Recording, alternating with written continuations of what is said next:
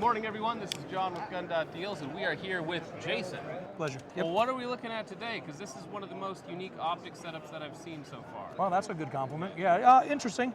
So, we had our Romeo 8T, which is a very durable red dot sight that we've had for a number of years. The evolution of that now is this Romeo 8T-AMR, stands for Automatic Manipulated Reticle. Right. And what you see with it is you see that there is an interaction between the magnifier mount and the optic that allows you to go from one reticle to the other when you rotate your magnifier. And what that really is, give you the option is I have, like most times in a red dot optic, I have, a single dot or a circle dot. When I want to move and do a little bit longer work, 2, 3, 4, maybe 500 meters, now I can rotate my magnifier in where it would be needed in that application, and I give myself some ballistic holds that I can utilize under magnification. Another interesting thing that it does is when I rotate it in, it also dims the reticle, because that 3-power magnification not only is it going to make the reticle, the dot bigger, can't avoid that, Right.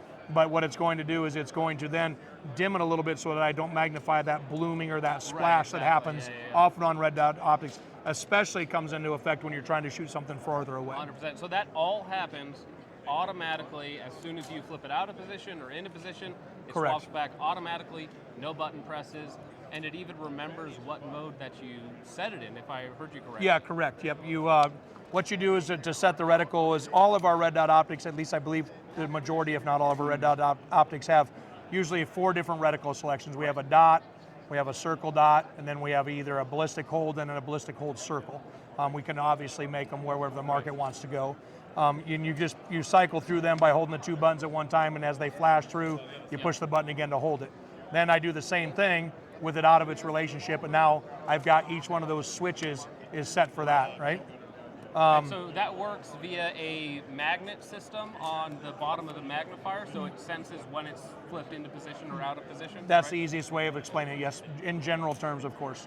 And then it's really in the mount itself, so we have a 3 and a 5 power, you can put any other thing. Could I put a different magnifier on that mount, and would it work? Correct. Okay. So we have a 3 and a 5 in our compact size. We have a couple other things we're working on, but yeah, 3 and a 5. If you had a full size, you could do the same thing as well. Perfect. Obviously, there's some limitations to how far back away, that magnet right. can be, right? Yeah. If I back this up another inch, there's not enough connectivity between those magnets and the switch to be able to make that happen. Do you know MSRP on 8MR?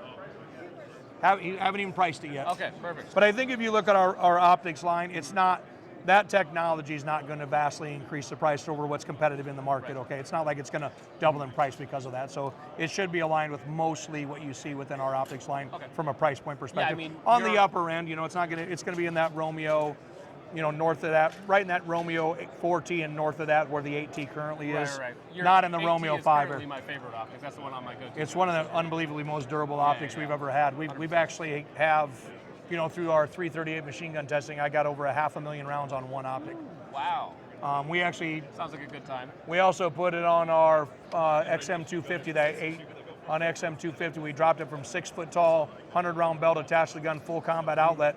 We dropped it on its head from 6 feet on concrete, made it 16 drops before it cracked. Nice. So it is exceptionally durable sight. So you should be happy to have that sight. Yeah, I know, I appreciate it. Well, hey, thank you very much. I appreciate your time. Thank you. Awesome. Enjoy your show. Thank you. That's cool. That is a really nifty piece of tech. And it's small, right? Yeah, what's cool about it? It's a 1x40 and EOTech's a 1x37. Well, so I think the other gentleman was telling me that it's 30% smaller and lighter than the 8T, and it has a bigger window. Yeah, probably. Right.